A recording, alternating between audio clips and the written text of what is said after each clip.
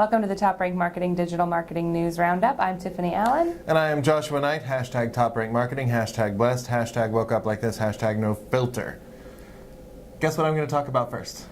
I just could never guess. Would it be Instagram? Instagram, yes. Everyone's favorite spot for 17,000 hashtags after a 20-word message with a picture. Instagram becoming increasingly popular, ever concerned about being a valuable platform for marketers as well as the peeps, because that's where all the money comes from, people like us on Instagram. So they have added some new features to their platform API. So previously you could check out all of your stats on their little dashboard that's inside their thing, but then you can only see them the way that they want you to see them. You can't see it the way that you would like to see it, and you couldn't use your third-party tools that get those analytics and turn them into actionable action items. Actionable action items? The only kind. I'm going to say yes, best kind. So you can use your third-party tools now. You can track performance, your followers, your demographics, your organic reach, your taps backward and forward, your completion rate, all the cool stuff that marketers need to know to be better at marketing. Also, though, there's a little new community management feature in their API. You have content moderation features in there as well. So you can hide specific comments, you can hide comments on a post, you can even toggle your comments on and off. So if you're getting tired of people advertising their, migraine pills or whatever on your Instagram, well, you ain't got to put up with it anymore. That's helpful. Thanks, Instagram. Amazon actually recently took a page out of the Instagram playbook. Which page? Well, it's really inspired by Instagram's use of stories and their use of shoppable photos. So they launched a new product called Spark, which is basically exactly like an Instagram story or shoppable photo. Users are encouraged to post their own stories about a product they love, ideas for how to use it, and some images along with it. And then, users can react using comments or smiles, which aren't likes, they're smiles, because Amazon is different, right? But basically to use, you have to use the mobile Amazon app.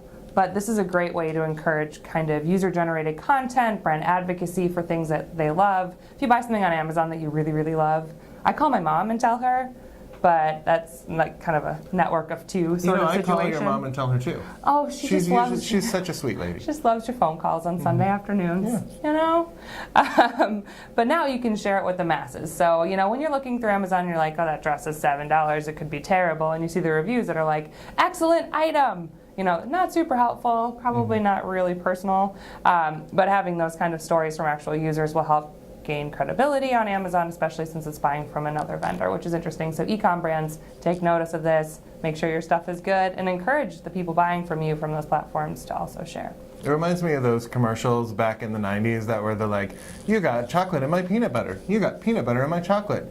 Because Instagram's like, we got e-commerce in our social media, and Amazon's like, well, we've got social media in our e-commerce.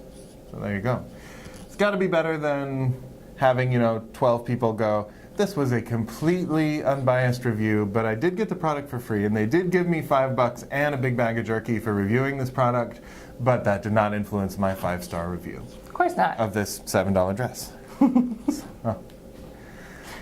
One other way that you can reach people besides social media, there is another way. It's a way that we talk about fairly frequently. I am, of course, referring to putting messages on dirigibles. Piloted by hamsters. Right, of course. Actually, no, email. Talking about email, because Marketing Prof just came out with a massive survey of email access behavior. How massive is it? Pretty massive. How about a year's worth of research? 27 billion emails in this. So they looked up what devices people are using to access it, what platforms they're using to access email, and no surprise here, big winner is mobile. Mobile, we may have mentioned mobile a time or two.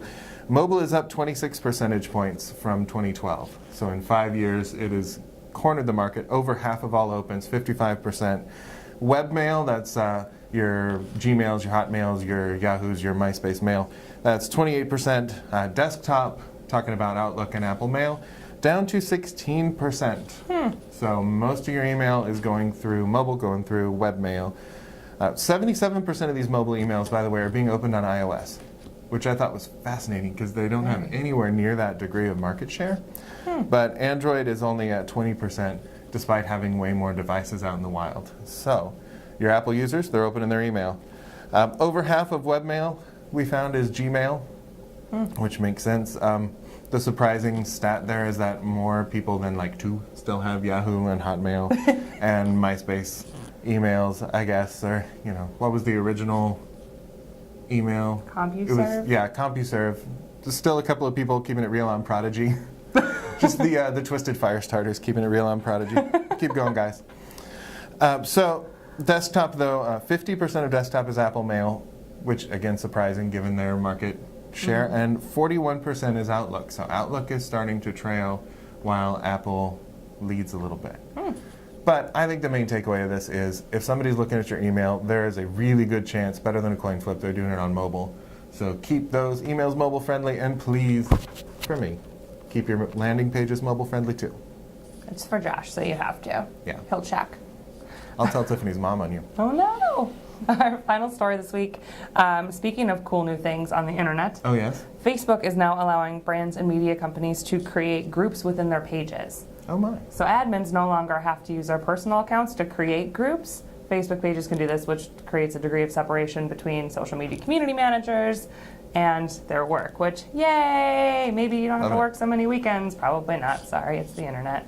But what's cool, so here's an example. So HBO could create a page or a group for Game of Thrones folks to talk to each other, which is what they do all over the place on the internet because it is the internet. I've never had anybody tell me I should watch Game of Thrones. Or BBC could create a Doctor Who group so Josh and I could have something to do on the weekend. Right, the weekend. But also software companies or other companies can create groups for their products, which could help offer support for folks that use those products, both peer-to-peer and company to customer. So there's a lot of different variations of support which can be monitored by that company. But also, you know, if somebody's using this backpack and they're like, I have this cool backpack hack, you can put your flip-flops in the front. You know, the company might not offer that information, but peer-to-peer, you can get a lot more buzz around that. And also just for listening, for how folks are using your products, what issues they're experiencing, that might be a great place to do that as well. So it's really, really great. So there's a lot of opportunities for folks to engage that way. And I would encourage brands with a lot of user-heavy products or even really, really cool, dazzling, fantastic TV shows like Doctor Who to create those groups, see what happens. I like this because, like, Adobe is a huge umbrella brand that could create a Photoshop group and a CMS group and kind of segment their audience in a way and let these people interact with each other. I think it's cool, and it also is yes, a good way to talk about Doctor Who and to trade backpack hacks. Backpack hack. Say it 3 times fast. I dare you. I won't. That's all the digital marketing news we have for you this week. We'll be back next week with more news, but if you need more, dying for more in the meantime, you can follow TopRank on Twitter at TopRank or follow me at Tiffany_Allen. And you can find me on Twitter at Nitewrites. That's NITEWRITES. Otherwise, we'll see you next week. Thanks for tuning in. Bye.